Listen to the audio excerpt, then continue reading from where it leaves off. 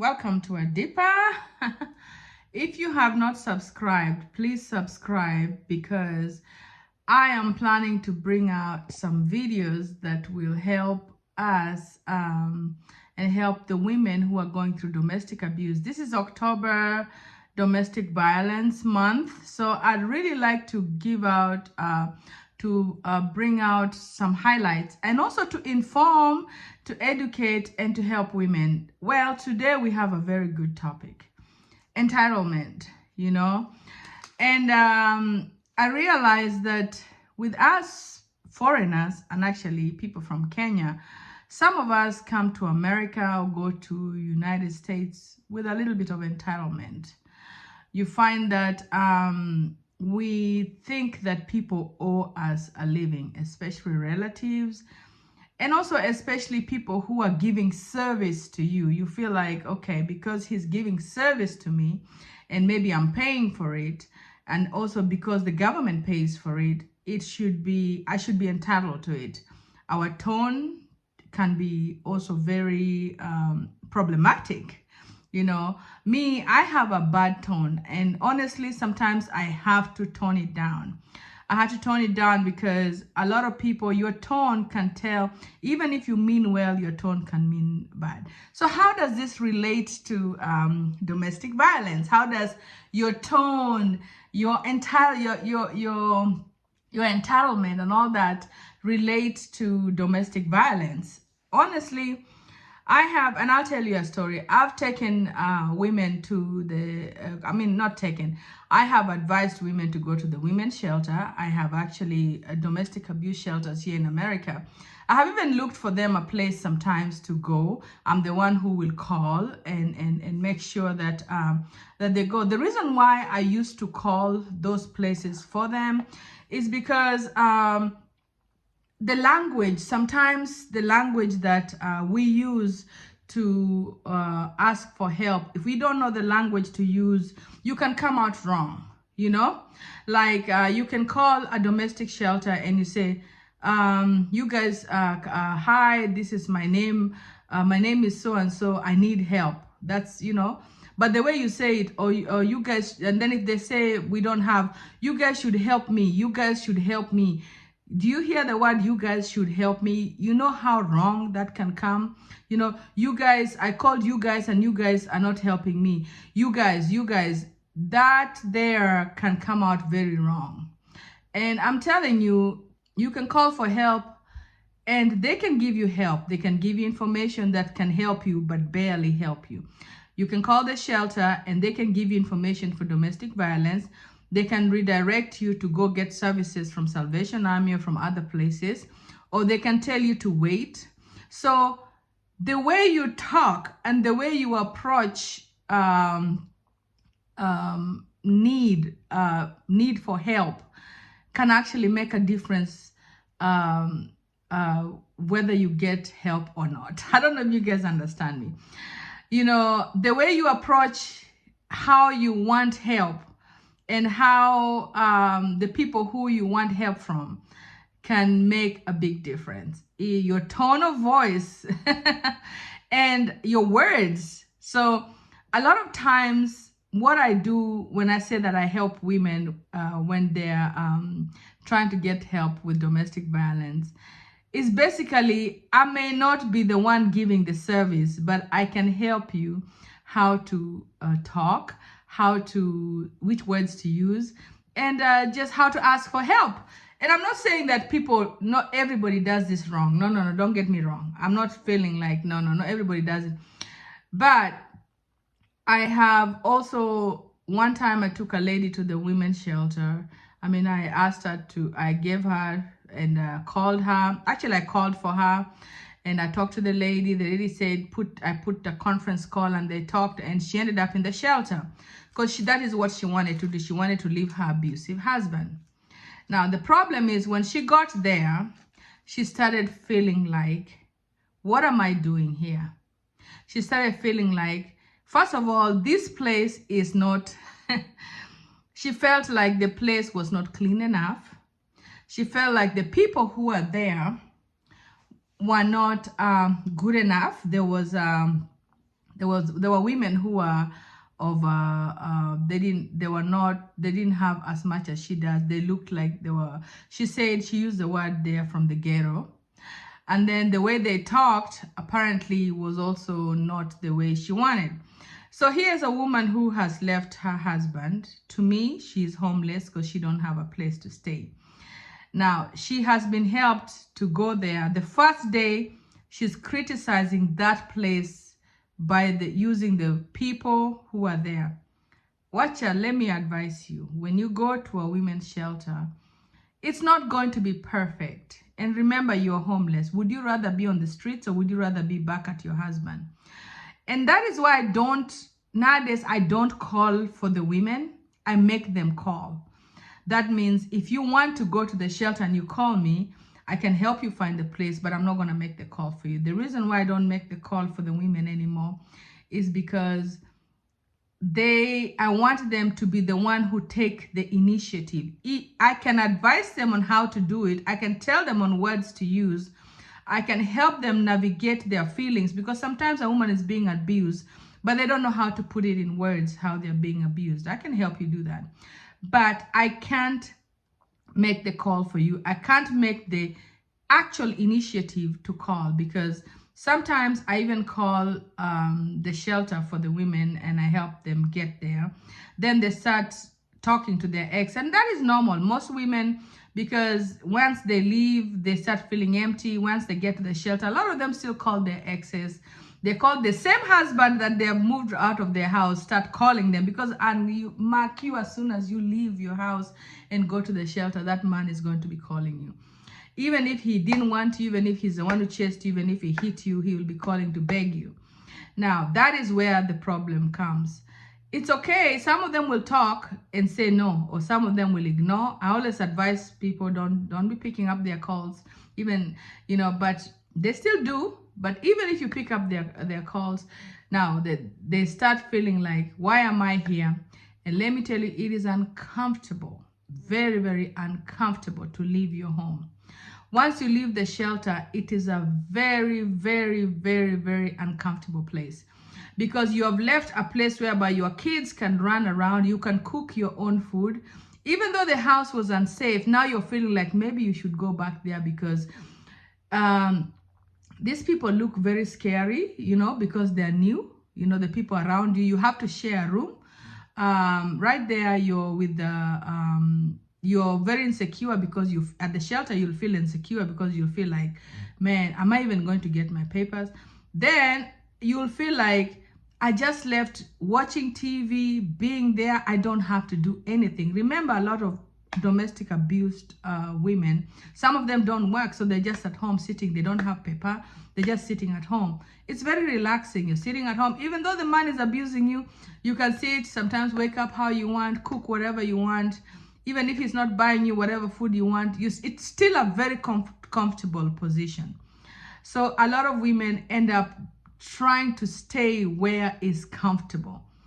But let me tell you, you'll be comfortable there for years. That's why you find some women would be in an abusive relationship. I know a woman who stayed in an abusive relationship for over 7 years, did not have green card, did not have paper, the husband didn't file for her, but people would ask her, how did you stay? That's how you stay, because it's comfortable. It is comfortable to be there. You feel safe there, because you feel like, if I get out, trying to find trying to navigate the green card issue is a problem, because you've been scared by him, you've been told you'll be deported, you've been told your case will never succeed. So it is easier to run back to your ex than stay in that relationship.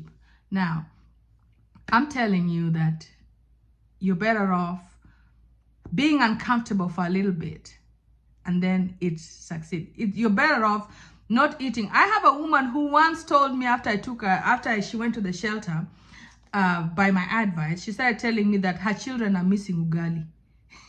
In America, my children are missing ugali. Now you want to go back because your children are missing ugali. They can't eat whatever is being given at the shelter, which is regular American food. Now, all of a sudden, you start telling me, I don't want to be here because there's so many ghetto people here. So you've already, that's what I'm calling about entitlement. You've already decided that these people are ghetto. You've already decided you're not ghetto because you're from Kenya, and because you were brought by your husband, you live in a house. Even though you back home, most probably ghetto, but now in America, you already decided that these Americans who you are with at the shelter are ghetto. And then the entitlement too comes also in this. You find that a woman is being told to do some stuff in the shelter. In the shelter is not home. And the shelter will not do everything for you. You have to do most of the work. You go to the shelter, you'll have to make the phone calls. If you want housing, you'll have to call housing. If you want something, you'll have to tell the caseworker to work on it, and you have to maybe remind the caseworker if she forgets. You have to call the lawyers. You have to do a lot of stuff by yourself. So you find that women, when they go there, they don't want to do all that work. They're like, why don't the caseworker do it? So now you've reached that point of, you feel like the caseworker is your employee. Now you start feeling like, oh, your caseworker is not helping me. This caseworker, you yourself, you need to do the job. You need to call. You need to do the job. Do not expect your caseworker to be doing everything for you. And you find yourself kicked out of the shelter. You start saying, the shelter, they kicked me out for nothing. They are not there to house you. It's an emergency shelter when you go there. They give you 45 days, 30 days to stay there, and it's time to go. So everything is rushed. The caseworker has got more than even 20 people to take care of. So each person, they have to delegate, hey, once you get in the shelter, they ask you what you need to do, they tell you, but if you don't do it, you start blaming the shelter and saying they didn't help me. No, they gave you all the resources to help. But you, because you feel entitled for these people, you feel like this is their job. You find people calling caseworkers lazy. You find people calling caseworkers don't want to do their job, or caseworker is racist, or caseworker only likes these people. Well, if I'm a caseworker and you don't want to do your job, how am I going to force you to do your job? So my thing is that your entitlement has to go. Only your husband, maybe that abusive husband, could have taken your entitlement. Like, oh, you need to give me this, you need to do this, you need to do this. Kwanza sisi wa Kenya, we like using the word you need to. Avoid that word. I had to learn to avoid that word. You know, because when people say, and somebody started using it on me, you need to, when I was somebody's boss ya mtu Mkenya, and every time akinipigia, hey, you need to. I was like, well, I use that word a lot, but now when it was being used on me as a boss, it came out so wrong. Let me tell you, on this video, I'm also going to talk about how to approach things. If you call that, even your 911, and that's why you find that sometimes you're the one who has called for police to help you, and you're the one who goes to jail. The way you're articulating yourself and the way you're explaining yourself, hata kama unalia, you can scream all you want, but they can detect fakeness, they can detect unrealness, and they can detect entitlement. So ukipiga hizo simu za 911 for help, act like you need help. Do not act like, yeah, you need to give, like, hey, I'm entitled. You need to help me. This man is abusing me. Yes. You need to humble yourself so you can get help. Even kwa shelter, even on those phone calls, when you call those shelters, they can detect somebody who's going to give them fire. Hawatakuambia, they won't tell you, oh, we're not going to take you because you, no. They can just tell you we are full, or they can just tell you they don't have a room, but you can call later. You can call 20, 100 times, but you'll never get a place. Your tone of voice should be something that you need to check. And me, myself, whenever I call places, whenever I do things like that, I have to check on my tone, because my tone as an African and as a Kenyan, And as a strong woman, my tone can come out so wrong, can come out so wrong, can come out like, I want to fight, like, who are you? It can come out like, you need to give me, you know, which is something that we need to watch. We need to watch. My thing is, here in this country, if you need help, you need to act like you need help. The way you approach things will be the difference between them giving you a bigger house and a small house. And I'm not lying to you. I'm not saying that that's how they do it, but remember, you're dealing with a human being. A human being who has 5 choices of houses. Do you think this human being will give you the choice of the best house, or they'll give it to somebody who is humble and talking?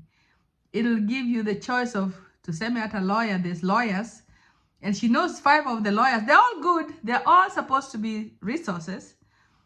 Now, they already know in their heart which one is good and which one is, even though they don't tell you. They're human beings. Remember, caseworkers and everybody are human beings. They will choose you to give. They'll just throw something at you. But if you really talk to them nicely and you humble yourself, they can easily tell you, I think this is the best. They're supposed to choose that, but you're dealing with a human being who has feelings also. So remember that the caseworker that you're being mean to, you're being rude to, you're being entitled to, is a human being. That means they can easily mess you up without you realizing, you know. They will do their job. I'm not saying they won't do their job. They will do their job. But there's also doing your job where you're doing what you should do versus doing extra for someone. And if you want that extra, your tone of voice should be intact, should be good. Do not feel entitled. Do not feel your entitlement. When you're asking for help, when you're calling for domestic violence, remember the words. And this is another thing that I need to learn. I'll do another video on. When you're calling for help for domestic violence, there are certain words that if you say, and certain words that if you know them, this guy is abusing you, but you need to describe how he's abusing you. Do not just go, oh, this guy is abusing me. You know, we don't want to say words because you're scared. Do not be scared. If you're calling the domestic shelter or the 1-800 for help, remember that you're in a safe place if you call that number. Americans, they have got this down. They know how to deal with. They have put experts who know how to detect domestic violence. Those people who are picking up your calls are trained to tell if you're being abused or not. Remember that there are people who are out there who just sometimes have become homeless and they want to say they're abused. There are people who lie that they're being abused. I'm not saying that everybody is perfect, no. So they have to detect whether whatever story you're telling them is true. And this is a human on first judgment of your phone call will tell whether you're being abused or you're not. So the words need to be, you need to be able to articulate the words properly. You need to say, he verbally abuses me. He calls me stupid. He calls me fat. I am uncomfortable. How do you feel? I'm uncomfortable with the way he treats me. He does this to me. Whatever he does, you describe. He doesn't want to do this. He refuses me to go. You have to say those words. Do not be scared. Let me tell you, whenever you call those numbers, sometimes it can scare you, those questions. The questions they'll ask you can scare any human being. Oh, does he have a gun? Oh, has he said all those words? Do not be scared of the questions. Answer them as best as you can and correctly as you can. You don't want to lie, because these people are not stupid. They can detect if you're lying. You do not need to say, even though they really, you know, you don't want to lie. You want to say the exact words that this guy, it does, you know. So I just wanted people to know that kuna entitlement in here, we come with from Kenya. Your sister should help you. You know, I remember one cousin of mine told me, oh, my brother needs to help me. If he doesn't know, see, mimi ni dada yake, I'm his sister, so he needs to help. You see how entitled to we are. Or my sister needs to do this. She's my sister. She needs to do this. Oh, this is they work for me, so and they need to do this. Your entitlement, no, that is not a good thing. That's not a good way to approach things. When you come to this country and you need help, act like you need help. Guys, follow me, a deeper speak up, so we can discuss, you can learn, you can feel informed. Comment, share my YouTube. I want to see. Unajua, there are many people that just watch me silently. Please share my videos. You never know where your blessing is coming from. If I see you sharing a lot, you never know where I would bless you, or where God would bless me to bless you. Otherwise, a deeper speak up, continue asking for help, continue.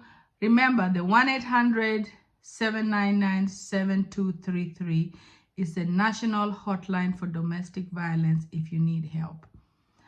In Kenya, I still don't know the number, but if you know the number for the national hotline or how to get help, please put it down here on the comments so people can see that. In any country, if you're from any country, put the number here. Thank you.